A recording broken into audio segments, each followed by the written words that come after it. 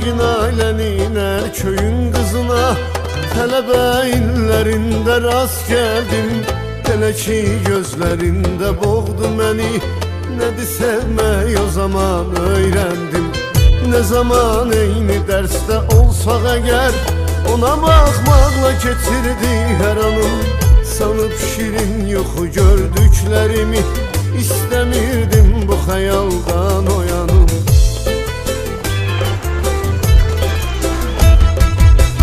Bir tesadüf neticesinde tanışlık eledik.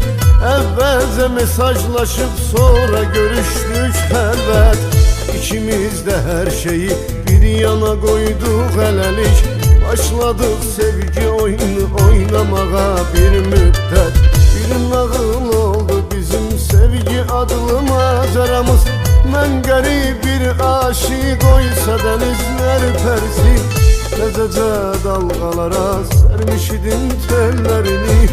Onu benden kopar aldı ayrılık gemisi.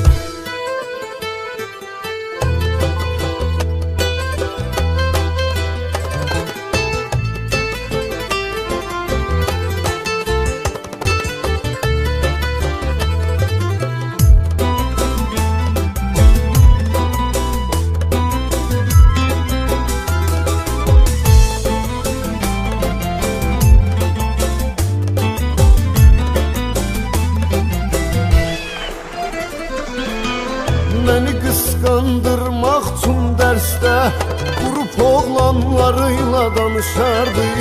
Görürdü susmağımı istəyirəm, sənə de ne lazımdı soruşardı. Teneffüs oldu ki sözsüz şüphesiz, olardı dava dalaş söz söhbet. Gedi-gedə güclənirdi hislerimiz, gedi-gedə ciddiləşirdi vəziyyət. Elə sevdim ki onu mən, elə bağlandım ona. Ruhumu, cismimi təslim elədim varlığına. O da sevmişdi məni, gözlərindən oxuyurdum.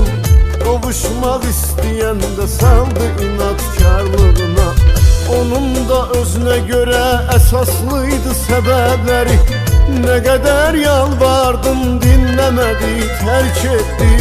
Severek kavuşarlar, bizse sevip ayrıldık. Her nağıl tek, bu nağılda bitecekti, bitti. Bir nağıl oldu bizim sevgi adlı maceramız. Ben garip bir aşık oysa denizler persi. Tezece dalgalara sermiş idim tellerini. Onu benden koparıp aldı ayrılık gemisi. Bir nağıl oldu bizim sevgi adlı maceramız. Ben garip bir aşık oysa denizler persi. Tezece dalgalara sermiş idim tellerini. Onu benden koparıp aldı ayrılık gemisi. Bir nağıl oldu bizim sevgi adlı maceramız.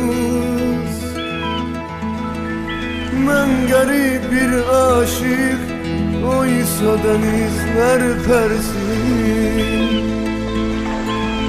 Tezece dalgalara sermiş idim tellerini. Onu benden koparıp aldı ayrılık gemisi.